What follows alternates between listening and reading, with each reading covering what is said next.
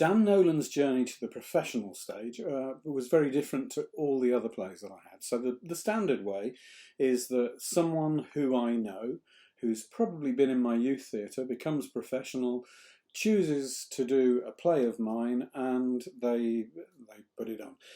So it isn't always that they've been in the youth theatre. It could be they've come and worked in the school that I'm at, or through youth theatre work they've got to know me and then chosen to do a play of mine. This was completely different. So here's the story.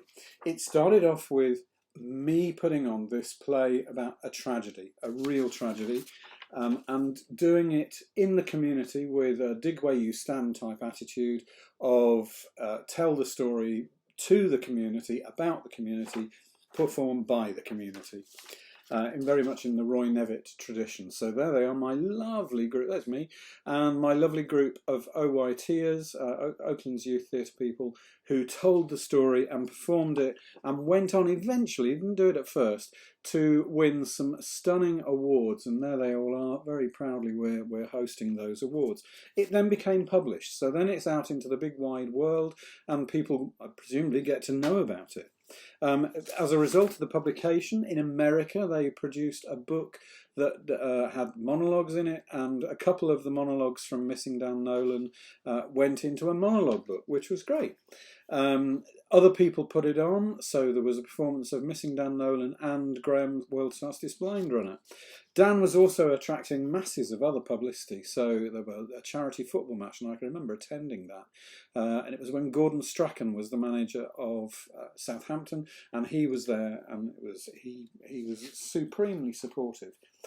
And then suddenly, completely out of the blue, probably 2 or 3 years later, it was actually 2006, so that makes it 3 or 4 years later, out of the blue, I get a request from the Hornchurch Theatre in, I'm not sure where it is, in Essex, to do a professional theatre and education production.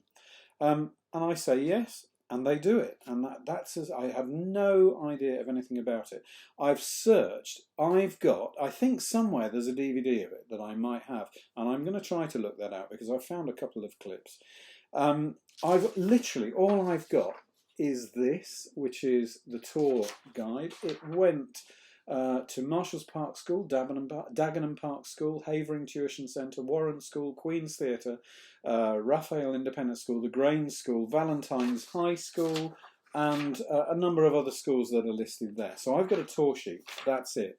And then I've got two photographs taken from the DVD. Oh, and I know that a guy called Jim ByWater directed it. And he did write a blog, because I remember reading it online, but it's not there today.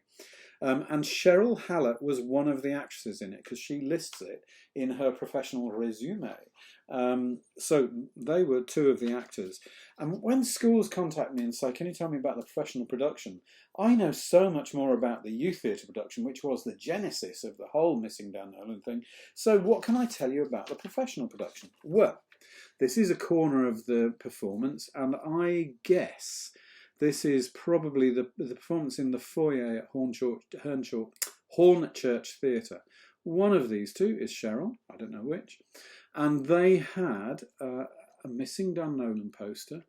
It was enclosed in a little fence. There's obviously some rostra blocks, just like we had. It was very basic in that it was a touring theatre and education play. They had, and this is a really nice touch, one of those old-fashioned lamp posts. Now, I'm not sure whether that's a reflection. That's the real lamp post, and the missing poster is hung from that. And there's the guy playing Dan, and it was in the round, I can tell you that for sure, whereas we did it end on. And in the round you have a particular problem, and the problem is, how do you show the slides, which are quite important. And I actually remember that because it was a fantastic idea. And what they did, they had a scene where Pauline was doing some washing or whatever, and she opened out a sheet, and the sheet was used as a slide screen. And it was used, I think, right across the middle of the stage, so that everybody from every position, diagonally across the middle of the stage, everybody from every position could see the slides. And it was just a great little moment created out of natural action. I remember it being a very, very good production. I went, and obviously I would remember bad productions. I also remember this, as being a very good production. I had nothing to do with it. That's always interesting when you go to see a play and you've had nothing to do with it whatsoever. They'd done it just from reading the script and my vague instructions that I've given in that.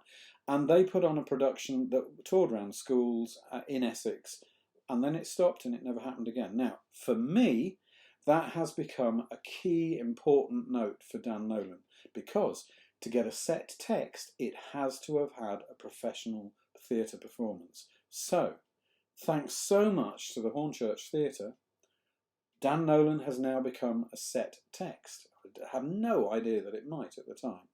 And it's all down to the fact that those few professional performances actually happened.